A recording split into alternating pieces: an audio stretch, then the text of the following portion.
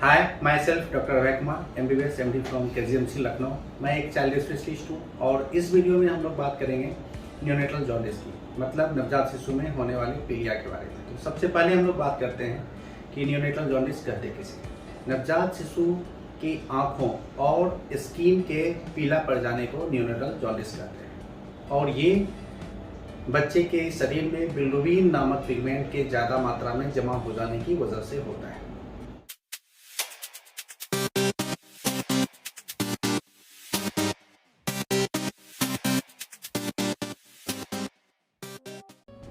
आगे हम बात करते हैं कि न्यूनेटल जॉन्डिस होता क्यों।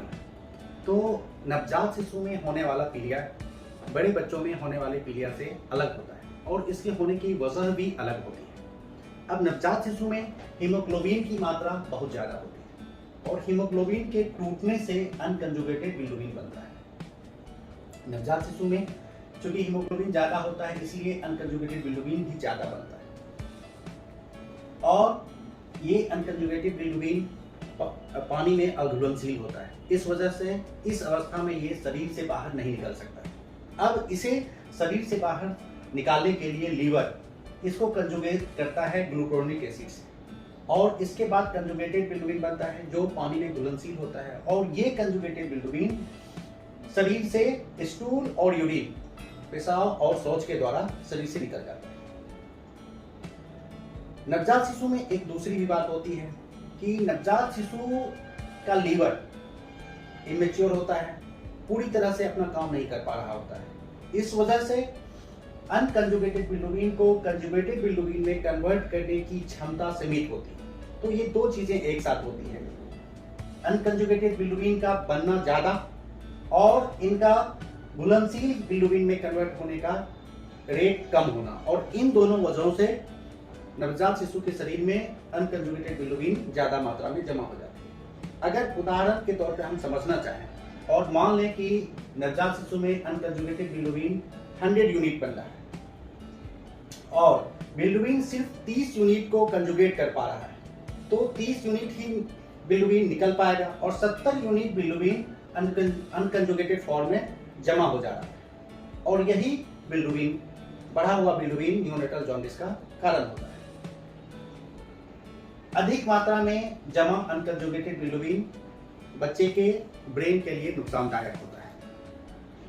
अब अगर बिलिरुबिन की मात्रा थोड़ी सी बड़ी होती है तो वो बच्चे के दिमाग के लिए बहुत ज़्यादा नुकसानदायक नहीं होता है और ये स्थिति बहुत सारे बच्चों में होती है। बहुत सारे नवजात शिशु में बिलिरुबिन की थोड़ी सी मात्रा बड़ी होती है। इसे फिजियोलॉजिकल जॉन्डिस कहते हैं।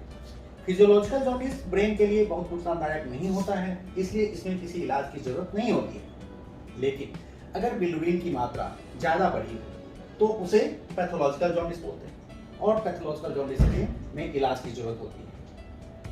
इस स्थिति में इलाज के दो ऑप्शन मौजूद होते हैं, फोटोथेरेपी और एक्सरेंज ट्रांसफ्यूजन। इसके आगे हम ये समझते हैं कि न्यूनेटल जॉन्डिस की डायग्नोसिस कैसे बनती है। तो जब कभी हमारे बच्चे का आँख और चेहरा पीला लगता है, स्किन पीला लगता है, तो हम लोग पीडियाट्रिशियन के पास ले जाते हैं बच्चे को और पीडियाट्रिशियन बच्चे के स्किन को दबाकर जांच करते हैं कि बच्चे का स्किन किस लेवल तक पीला पड़ा है।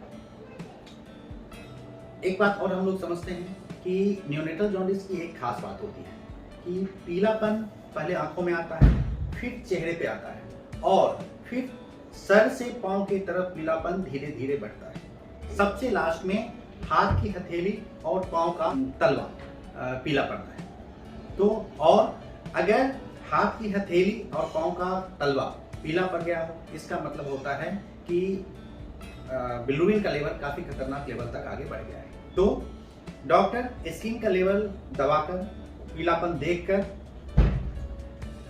एक रफ आइडिया लगाते हैं कि बिलिरुबिन का लेवल कितना होगा, लेकिन इसका कंफर्मेशन वो एक लैब रिपोर्ट से करते हैं। खून की जांच लैब भेजी जाती है और उस रिपोर्ट के आधार पर और साथ में इस बच्चे में क्या और कोई रिस्क फैक्टर है, इस चीज को देखते हुए डॉक्टर डिसाइड करते हैं कि बच्चे को ट्रीटमेंट की जरूरत है या नहीं है, और अगर ट्रीटमेंट की जरूरत है तो क्या ट्रीटमेंट की जरूरत है। तो इसे ऐसे समझते हैं कि जैसे अगर बच्चा फिजियोलॉजिकल रेंज में है, जॉन्डिस थोड़ा सा ही बढ़ा, तो कोई इलाज की ही जरूरत नहीं है। लेकिन अगर जॉन्डिस इस रेंज से ऊपर है और इस लिमिट तक है, तो इस बच्चे को फोटोथेरेपी देनी पड़ेगी। और अगर इस लिमिट से ऊपर है, इससे भी ज्यादा बिलिरुबिन है, या बच्चे को कन्वर्जन आ रहा हो, तो बच्चे का ब्लड एक्सचेंज ट्रांसफ्यूजन करना होगा। अगर बच्चा फोटोथेरेपी रेंज में है, तो बच्चे को NICU में एडमिट करने के बाद एक नीली रोशनी में के अंदर लिटाया जाता है। बच्चे को वहां लिटाने के बाद बच्चे की आंखें और उनके जेनाइटेलिया मतलब रिप्रोडक्टिव ऑर्गन को ढक दिया जाता है, ताकि इस नीली रोशनी से उसे नुकसान न पहुंचे। फोटोथेरेपी की लाइट एक खास वेवलेंथ की होती है, जो अनकंजुगेटेड बिलिरुबिन को कंजुगेटेड बिलिरुबिन में कन्वर्ट करती है, जो कि हम लोगों ने पहले डिस्कस किया था।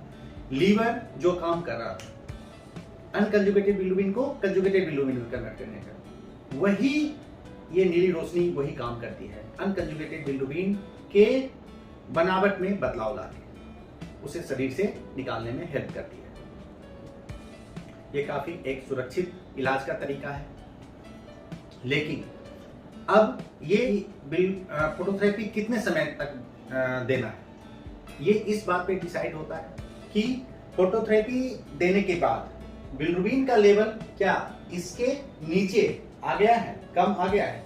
अगर कम आ गया है तो फोटोथेरेपी बंद कर दी जाएगी। लेकिन अगर फोटोथेरेपी देने के बाद भी बिलिरुबिन का लेवल बढ़ रहा हो, या वो पहले से ही एक्सचेंज ट्रांसफ्यूजन में हो, तो फिर एक्सचेंज ट्रांसफ्यूजन करना होता है। एक्सचेंज ट्रांसफ्यूजन में बच्चे के अम्बिलिकल कॉर्ड से अम्बिलिकल लाइन डालते हैं और डोनर के ब्लड से बच्चे का ब्लड धीरे धीरे पूरी तरह से बदल देते हैं, जिससे जॉन्डिस बहुत कम समय में कम हो जाता है। यह एक काफी जटिल प्रक्रिया है, लेकिन सबसे अच्छी बात यह है कि LED फोटोथेरेपी जैसी प्रभावशाली फोटोथेरेपी आ जाने के बाद ब्लड एक्सचेंज ट्रांसफ्यूजन करने की जरूरत अब काफी कम पड़ती है, या कह सकते हैं ना के बराबर पड़ती है। अब इसके आगे हम ये समझते हैं कि ऐसे कौन कौन से कंडीशन है जब अगर बच्चे को न्यूनेटल जॉन्डिस है, तो हमें पीडियाट्रिशियन के पास तुरंत जाना चाहिए। तो न्यूनेटल जॉन्डिस में अगर बच्चा सुस्त हो, बहुत ज्यादा रो रहा हो, या बच्चे को कन्वर्जन आ रहा हो, चमकी जिसे बोलते हैं, या बच्चा प्रीमेच्योर हो, बच्चे का वजन कम हो, 2.5 किलो से कम वजन हो, कोई ब्लड की इनकम्पेटिबिलिटी हो, मतलब माँ का ब्लड ग्रुप RH निगेटिव या O ग्रुप का, जन्म के पहले ही दिन जॉन्डिस दिखने लगा हो, हाथ की हथेली और पांव के तलवे तक पीलापन आ गया, या परिवार के किसी दूसरे बच्चे को पहले कभी फोटोथेरेपी की जरूरत पड़ी। अगर इनमें से कोई भी एक भी कंडीशन मौजूद हो न्यूनेटल जॉन्डिस के साथ, तो बच्चे को तुरंत पीडियाट्रिशियन के पास ले जाना चाहिए। अब अंतिम में हम न्यूनेटल जॉन्डिस से जुड़ी हुई कुछ मान्यताओं के बारे में बात करें। सबसे पहली मान्यता तो यह है कि बच्चे को सूरज की रोशनी में अगर रखते हैं तो उनका जॉन्डिस कम हो जाता है। तो हमें जानना है कि सूरज की रोशनी में रखने से बच्चे का जॉन्डिस, बच्चे का बिलिरुबिन लेवल तो बहुत ना के बराबर कम होता है, लेकिन सूरज की रोशनी में मौजूद अल्ट्रावायलेट किरणें जैसी खतरनाक किरणें बच्चे के चमड़ी को नुकसान पहुंचा सकती है। इसलिए सूरज की रोशनी में रखने की सलाह नहीं दी जाती है बच्चे को। दूसरी मान्यता है माँ के दूध की वजह से बच्चे का जॉन्डिस बढ़ा है। तो इसमें हमें जानना है कि माँ के दूध का कई बार बच्चे के बिलिरुबिन लेवल पे असर पड़ता है, लेकिन इस स्थिति में कभी भी बहुत ज़्यादा इलाज की जरूरत नहीं पड़ती है। ये खुद ब खुद 2 हफ्ते में बंद हो जाता है, और कभी भी माँ का दूध बंद करने का जरूरत नहीं होता है। इसलिए माँ का दूध पिलाते रहना है, ये बच्चे के लिए बहुत फायदेमंद होता है माँ का दूध, इसलिए इसे बंद नहीं करना है। तो इस तरह से इस वीडियो में हम लोगों ने आज न्यूनेटल जॉन्डिस क्यों होता है, उसका इलाज क्या है, इन सबको समझा है।